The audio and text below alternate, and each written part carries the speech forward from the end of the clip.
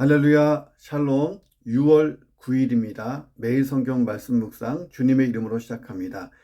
고린도전서 6장 1절부터 11절의 말씀입니다.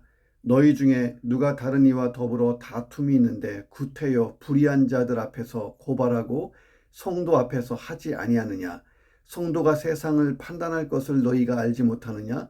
세상도 너희에게 판단을 받겠거든 지극히 작은 일 판단하기를 감당하지 못하겠느냐? 우리가 천사를 판단할 것을 너희가 알지 못하느냐? 그러하거든 하물며 세상 일이야. 그런즉 너희가 세상 사건이 있을 때에 교회에서 경히 여김을 받는 자들을 세우느냐? 내가 너희를 부끄럽게 하려 하여 이 말을 하노니 너희 가운데 그 형제 간의 일을 판단할 만한 지혜 있는 자가 이같이 하나도 없느냐? 형제가 형제와 더불어 고발할 뿐더러 믿지 아니하는 자들 앞에서 하느냐? 너희가 피차 고발함으로 너희 가운데 이미 뚜렷한 허물이 있나니 차라리 불의를 당하는 것이 낫지 아니하며 차라리 속는 것이 낫지 아니하냐. 너희는 불의를 행하고 속이는구나. 그는 너희 형제로다. 불의한 자가 하나님의 나라를 유업으로 받지 못할 줄을 알지 못하느냐. 미혹을 받지 말라. 음행하는 자나 우상 숭배하는 자나 간음하는 자나 탐색하는 자나 남색하는 자나 도적이나 탐욕을 부리는 자나 술 취하는 자나 모욕하는 자나 속여 빼앗는 자들은 하나님의 나라를 유업으로 받지 못하리라. 너희 중에 이와 같은 자들이 있더니 주 예수 그리스도의 이름과 우리 하나님의 성령 안에서 씻음과 거룩함과 의롭다함을 받았느니라. 아멘. 자, 고린도전서 5장과 6장은 고린도 교회 내의 도덕적 무질서와 관련된 책망과 권면을 보도하고 있습니다. 도덕적 무질서에 대한 거예요. 본문은 교회 안에서 발생한 문제를 세상 법정까지 끌고 가고 거기서 소송하는 것에 대하여 사도 바울이 준엄하게 책망하고 성도 간의 분쟁이 생겼을 때에 어떻게 올바른 신앙적 태도로 해결할 것인가에 대한 어떤 교훈과 권면을 제시한 내용입니다.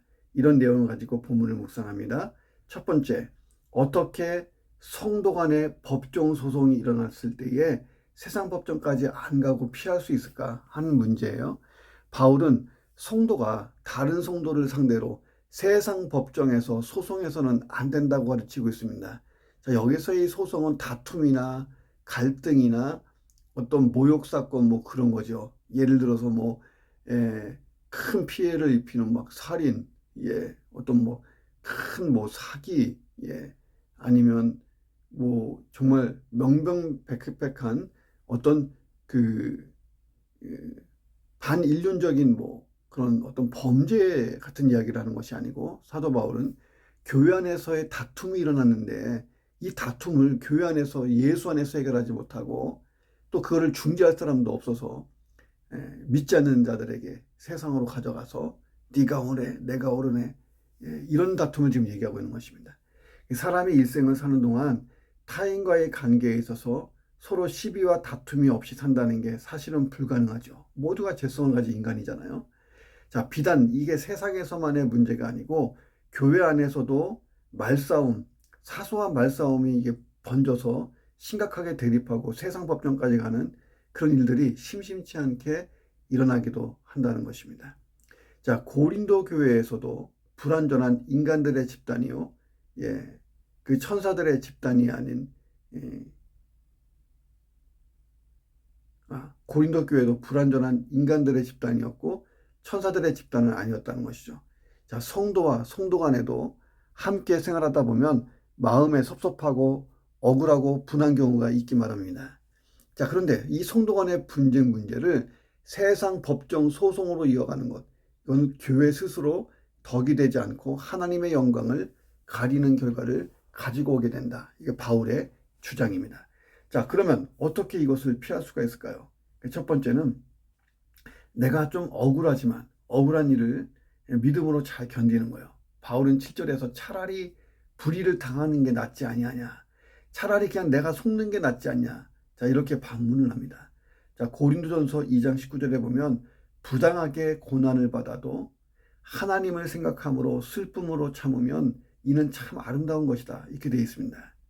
자, 나의 믿음의 수준이 바로 여기 이 상황에서 결정된다는 거예요. 억울하지만 분하지만 내가 믿음으로 견디고 참아내는 거예요. 둘째는 자, 용서하는 것입니다. 서로 용서하는 것. 용서는 기독교 신앙에서 결코 빠뜨릴 수 없는 중요한 거예요. 자, 우리의 구원 자체가 하나님의 무조건적인 용서에서 비롯됐잖아요. 예. 내가 저 인간 용서하기가 쉽지 않지만, 예. 하나님이 나를 용서해 준 그 사랑이 너무 크기 때문에 큰 용서를 받은 내가, 예.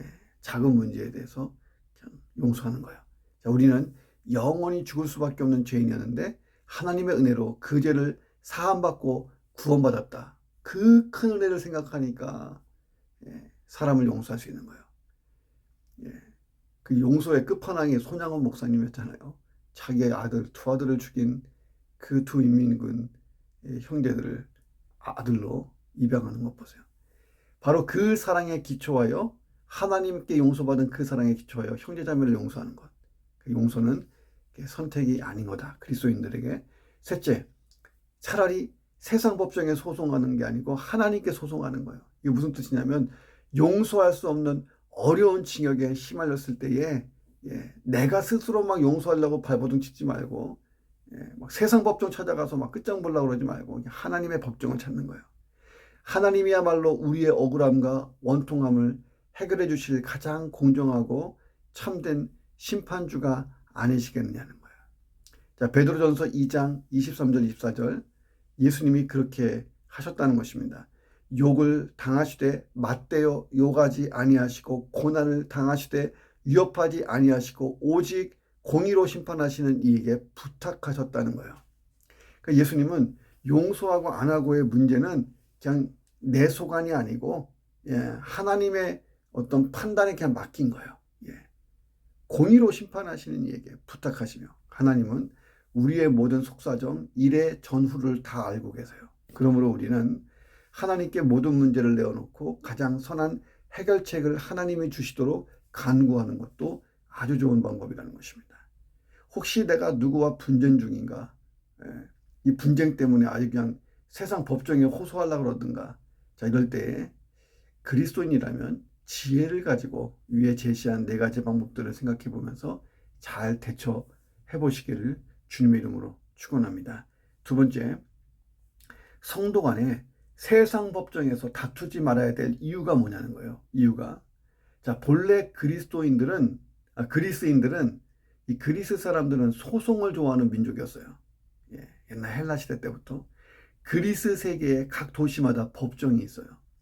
자, 그리고 거기 보면 수백 명의 배심원들이 있었어요. 자, 고린도 지방에도 그런 법정과 배심원들이 많이 있었을 거예요. 고린도 교인들은 그러한 세상 법정에서 같은 교인들끼리 어떤 문제로 이 싸움이 벌어졌는데, 말싸움에서 시작된 게 이게 좀 심각해졌는데 이 시시비비를 가리고자 세상 법정 가서 소송을 한 거예요. 바울이 볼 때는 이게 참 답답한 일인 거예요. 자, 유대교에서조차도 그들 문제를 세상 법정에 들고 가 해결하지 않았습니다. 유대교에서는 장로들 앞에 가서 해결을 했어요. 그러니까 성도는 복음의 역사 속에서 새 이스라엘로 부름을 받은 사람들이잖아요. 그러면 유대인들보다 나아야 하는데 유대인들보다 못한 수준에 머물러 있다는 거예요. 그 공동체 안에서 해결하지 못하고 세상 법정으로 가져간다. 당시 이방 종교인들이나 사회단체들도 분쟁이 일어나면 스스로 해결하는 관행을 가지고 있었는데 이 고린도 교회는 그걸 하지 못하고 세상 법정에 의존해서 나간다는 거예요. 자, 그래서 바울은 2절부터 4절에서 성도 간에 세상 법정에서 싸우지 말아야 될 이유를 쭉 말해요. 첫째는 우리 성도들이 장차 세상을 심판할 정도의 사람들, 그런 윤리적으로 높은 사람들이 어떻게 세상에 가서 심판을 요청하냐는 거예요. 성도가 세상을 판단할 것을 너희가 알지 못하느냐? 세상도 너희에게 판단을 받을 건데 지극히 작은 일 판단하기도 감당하지 못하냐? 이렇게 말합니다. 자, 예수님이 하신 말씀이죠. 마태복음 19장 28절에 세상이 새롭게 되어 인자가 자기 영광의 보좌에 앉을 때에 나를 따르는 너희도 12보좌에 앉아서 이스라엘 12지파를 심판하리라. 자, 예수님이 재림하실 때 성도는 주와 함께 세상을 심판하고 왕노릇할 그런 신분의 사람들이라는 거예요. 세상을 심판할 사람들이 거꾸로 세상으로부터 심판을 받는다는 게 이게 얼마나 웃기고 아이러니한 일이냐, 사도 바울의 이야기입니다. 둘째는 성도가 천사들도 심판할 만한 능력이 있다는 거예요. 자, 마귀도 우리에게 심판받습니다. 예, 우리가 뭐 마귀를 심판할 능력이 우리에게 있는 게 아니고 예수 그리스도의 권세, 그 이름에 힘입어서 하는 거죠. 예. 자, 천사들도 심판할 만한 능력과 권위가 성도에게 있다는 거예요. 마귀와 그 모든 세력은 불못에 던져질 것입니다. 예수 그리스도, 예, 그 진리 하나 때문에 던져지는 거예요. 우리는 예수가 그리스도, 나의 그리스도의 힘을 믿었잖아요. 그러니까 우리가 능력과 권위가 있는 거죠. 자, 우리가 천사를 판단할 것을 너희가 알지 못하느냐. 자, 여기서 이 천사는 타락하고 범죄한 이 사탄을 필두로 한 모든 그 악의 영들을 의미하는 것이죠. 자, 셋째는 성도들 간의 문제로 세상 법정에서 송사하는 일이 교회에서 경히 여기는 자를 재판관으로 세우는 것과 같다 하는 거예요. 자, 그리스 세계에서 소송이 제기되면 그 문제를 해결하기 위해서 맨 처음에 하는 행동이 있어요. 그건 뭐냐면 개인적인 중재인을 찾아서 의뢰하는 것입니다. 자, 그 경우 양쪽 당사자가 각각 한 사람의 중재인을 선정합니다. 예를 들어서 조영원 목사하고 어떤 사람이 이 말다툼이 일어났는데 저도 중재인을 한 명 세우고 거기도 중재인을 세워요. 오늘날로 얘기하면 변호사 같은 거겠죠. 이 중재인들끼리 먼저 합의해요. 중재인들이 중재하는 거야. 합의하에 공정한 재판관으로 또는 제3자의 새로운 중재인을 선택하는 거예요. 제가 세운 중재인, 또 저쪽에서 세운 중재인들끼리 합의해서 둘을 만족시킬 만한 공정한 재판장을 선정하는 거예요. 어떤 판사를 뽑든지 어떤 중재인을 선택합니다. 그래서 그 중재인이 최종 판결을 하는 거예요. 자, 그래도 문제가 해결되지 않으면 이제 이 최종 배심원들의 다수결 원칙에 의해서 민주주의 방식으로 판결해서 재판을 받습니다. 자, 바울은 이 재판관들이 학식이 부족하거나 도덕적으로 불의하기 때문에 뭐라고 하는 게 아니에요. 그들이 세상에 속한 자들이고 예수도 모르는 자들, 그래서 경히 여기는 자들, 자라고 표현한 것입니다. 그러니까 성도는 하늘에 속한 자인데 땅에 속한 자들에게 이런 어떤 용서하지 못하고 막 싸우고 갈등하는 문제를 해결해 달라고 부탁하고 있으니 이게 얼마나 아이러니하냐는 거예요. 왕이나 귀족이 천민에게 가서 내 문제를 좀 해결해 주시오. 두 귀족이 막 싸움이 났어요.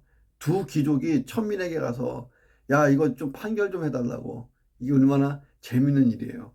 자, 우리가 세상 법정까지 가지는 않는다고 해도 교회의 문제, 교인 간의 문제를 복음을 모르는 불신자들에게 상의하고 판결을 구하는 일은 과연 없는가?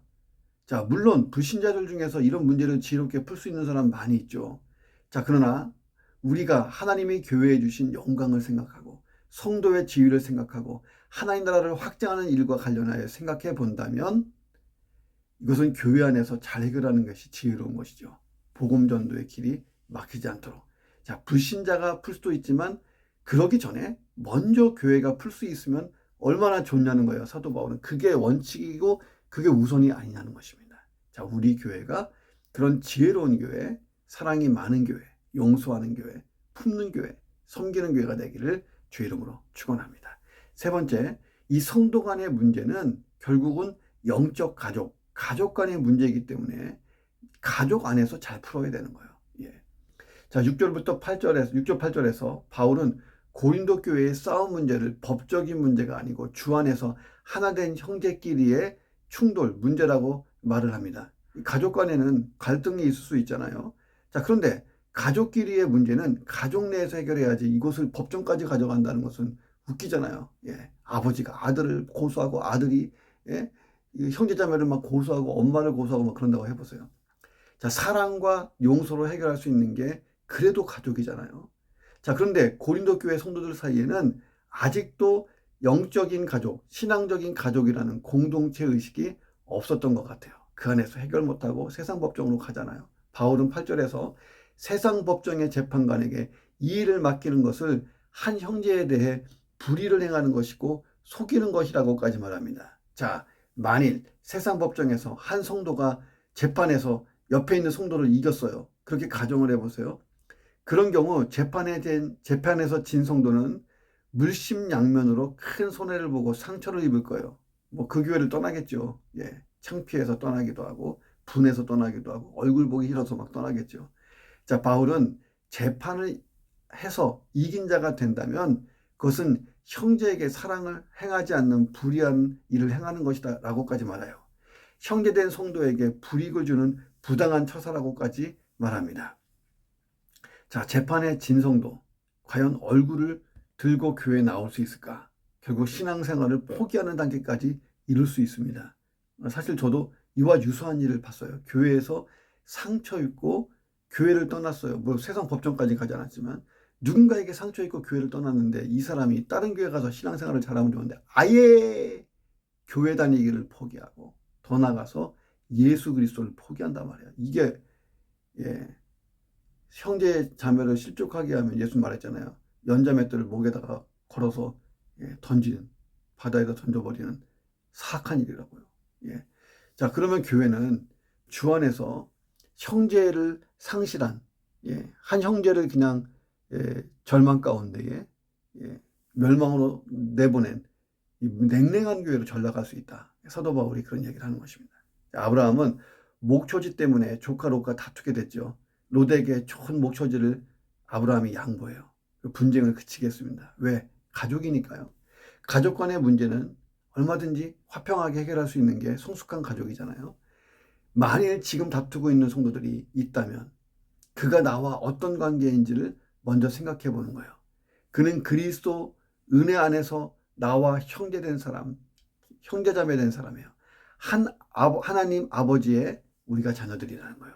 우리가 서로 영적 가족을 돌아보지 않으면 분쟁을 쉬지 않을 거예요.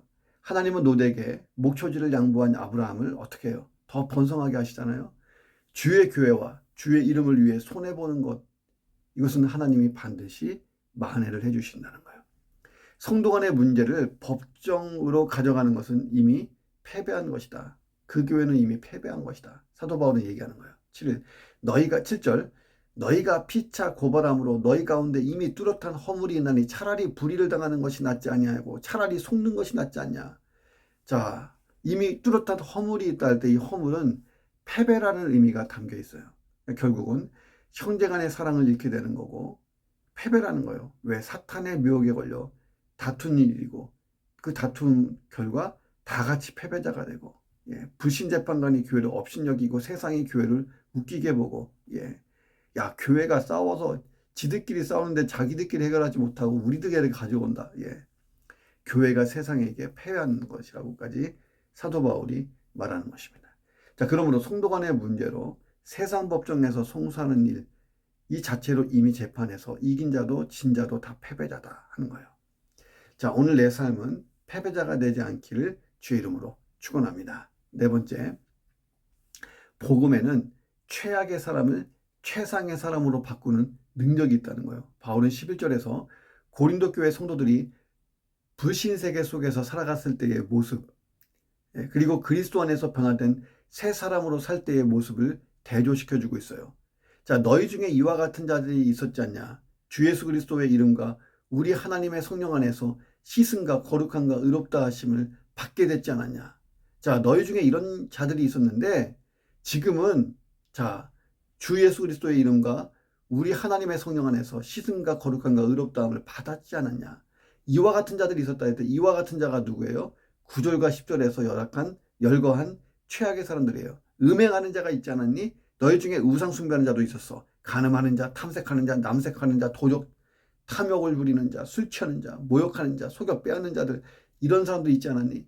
자, 그런 최악의 사람이 지금은 어떻게 됐어? 최상의 사람이 됐잖아. 이것이 복음의 능력이라는 거예요. 바울은 성도는 하나님 나라의 백성들로서 그리스도와 함께 하나님 나라를 공동으로 상속받을 자라고 서신서에서 줄곧 밝혀왔어요. 하나님 나라는 하나님이 다스리고 통치하는 나라예요. 그 나라에는 불의가 공존할 수 없습니다. 그래서 지금 바울은 성도 간의 세상 법정에서의 소속은 그런 면에서 불의하다는 거예요. 하나님이 통치하고 다스리는 교회 안에서 하나님 나라 안에서 어떻게 그런 불의한 일, 막 세상 법정까지 갈 정도로 싸움을 끝이지 못하는 일이 있냐는 거예요. 하나님 나라 공동체에서 있을 수 없다. 바울이 안타까워하는 게 5절에 나와요. 내가 너희를 부끄럽게 하려고 이 말을 한다. 너희 가운데 그 형제 간의 일을 판단할 만한 지혜 있는 자가 이같이 한 명도 없냐라고 말합니다. 자, 오늘 우리들의 공동체에도 지혜 있는 자가 정말 필요하지 않는가 하는 거예요. 자, 고린도 교회는 스스로 지혜로운 자가 많다고 자랑하던 교회예요. 자, 그런데 그런 지혜로운 자가 많으면 뭐예요? 성도 간의 소송이 세상 법정까지 가는데 그걸 중재할 수 있는 지혜로운 자가 한 명도 없는 거예요. 그러니까 지혜로운 자가 하나도 없는 거죠. 자, 그래서 지혜는 땅의 지혜 가지고 지혜라고 하잖아요. 하나님이 주신 하늘의 지혜가 있어야 돼요. 하나님 말씀에서 나오는 지혜 있는 자가 이걸 중재할 수 있는 거예요. 하나님의 말씀이 선악을 판단하는 유일한 기준이기 때문에 하나님 말씀에서 나오는 지혜가 있어야 되고, 그런 지혜자가 교회에 많을 때 교회는 아주 이 사랑이 충만한 공동체가 되는 거예요. 자, 오늘 나에게 이런 지혜, 하나님 말씀, 하나님께서 출발한 이 지혜가 나에게 있어서 참 좋은 피스메이커, 중재자, 섬기는 사람이 되었으면 좋겠습니다. 그리고 우리 모두가 이 최악의 사람에서 최상의 사람으로 바뀐 구원받은 자들이에요. 자, 그렇다면 최상의 사람답게, 구원받은 자답게, 그리스도인답게, 하나님의 자녀요, 예수의 제자답게 하루를 살 수 있어야 돼요. 그렇게 잘 살 수 있는 하루가 되기를 주의 이름으로 축원합니다. 기도합니다. 하나님, 성도 간에 억울한 일을 당할 때 믿음으로 잘 견뎌내는 사람, 그리고 용서할 수 있는 사람, 그리고 하나님의 판단에 맡기고 참는 사람, 궁극적으로는 화평의 사람이 되게 하여 주옵소서. 내가 세상을 심판할 자요, 타락한 천사들을 판단할 자요, 하나님의 말씀을 가진 지혜자라는 것을 깨닫고 교회 안에서의 다툼, 사사로운 다툼을 주 안에서 잘 해결할 수 있는 지혜를 주시옵소서. 성도 간의 갈등을 영적 가족이라는 큰 관점에서 보고 잘 해결할 수 있는 우리 교회와 또 세상의 교회들, 또 내 삶이 될 수 있도록 인도해 주옵소서. 나는 최악의 사람에서 최상의 사람이 되었다고 하는 그 은혜를 날마다 깨닫고 그 은혜에 합당하게 용서하고 또 받아주고 참고 하나님께 맡기고 하는 하나님의 사람, 예수의 진정한 제자답게 잘 살 수 있도록 도와 주옵소서. 예수 그리스도의 이름으로 기도드립니다. 아멘.